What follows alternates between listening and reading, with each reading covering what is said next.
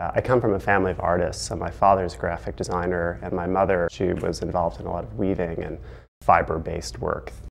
So I grew up in a household where art making was quite prominent, and it was something that I just kind of assumed I would do in some ways.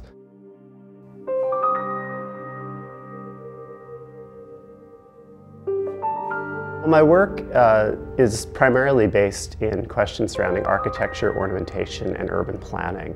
And my work is fairly research-based. I spend a good deal of time looking at historical sources. I do a lot of kind of academic research.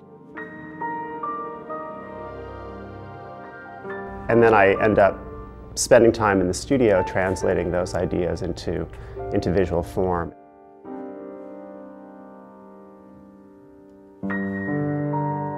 Ceramics as a material has the ability to record every quality of touch that one might employ on the material.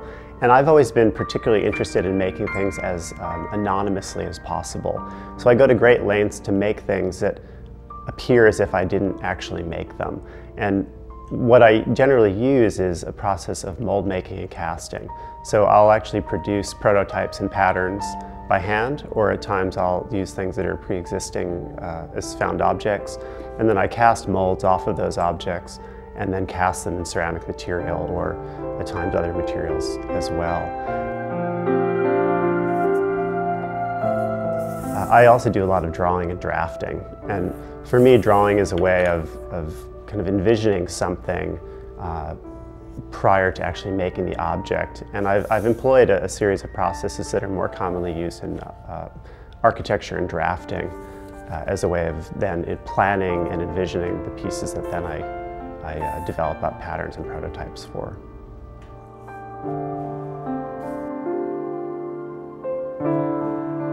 The inspiration for my work, it comes out of architecture, and it comes out of ornamentation, and it comes out of urban planning.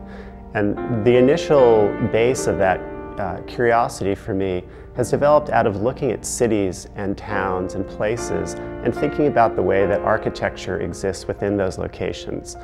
But I'm fascinated with the shift between the architect's table, the model making process, and then the city actually being built and then envisioned and ultimately inhabited.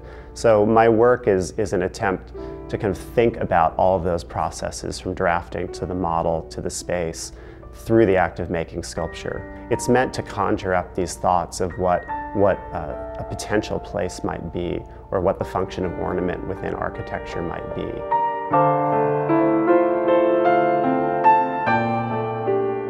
I was drawn to the University of Wisconsin because of its prominence as a research-based institution.